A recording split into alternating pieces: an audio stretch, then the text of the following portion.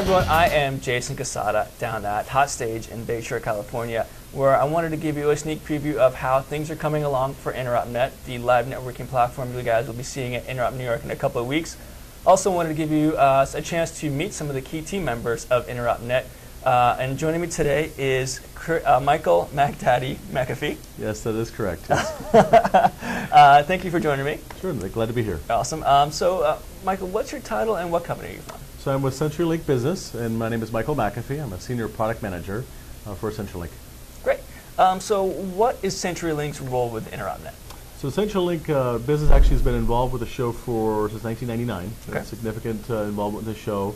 We're actually delivering over 9 gigs of internet connectivity from the internet to the show.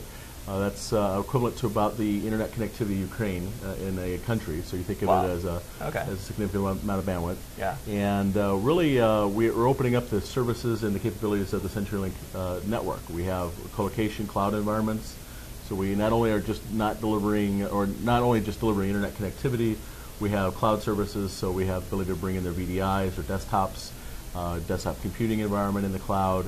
Opening up the storage networks, opening up the capability of pre-staging the show, helping to build that out, store it in a secure fashion, and then speed the deployment. So as a show moves from West Coast to East Coast, we're able to deploy those services quicker using our network and our capabilities within the network.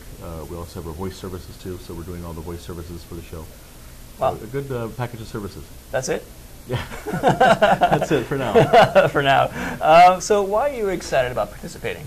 So as a provider, CenturyLink, we look at Interop as a typical organizational enterprise, right? You have needs as bandwidth, you have needs for computing, you have needs for services, and where days of old we would just drop internet to the show floor and kind of walk away.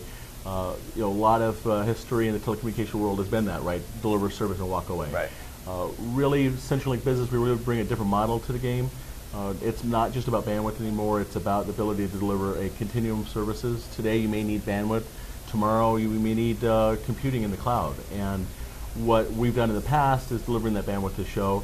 We realized that the enterprises need that additional computing capabilities, and so we opened up the capabilities within the CenturyLink Business environment to allow you to take advantage of that. So it allows you to put your desktops in the network, take advantage of that as you move around from, like I mentioned before, West Coast to East Coast.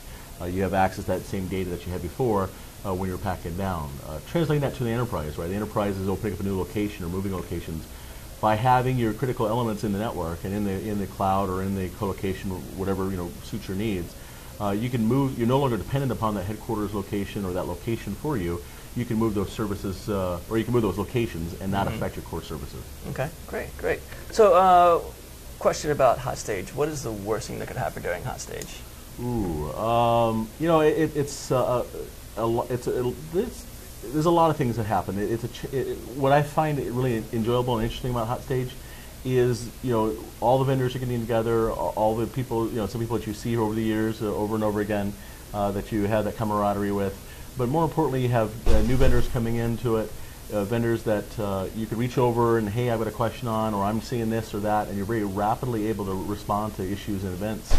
Even in the network, when the network goes live, being able to turn around and look to the firewall person or the server person or this group and that group that, frankly, a lot of companies have firewalls built up, it's the server guys, it's the app guys, and it's them and their problem.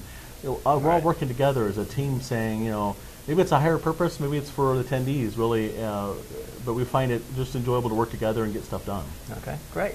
And what is the best thing that could happen during Hot Stage?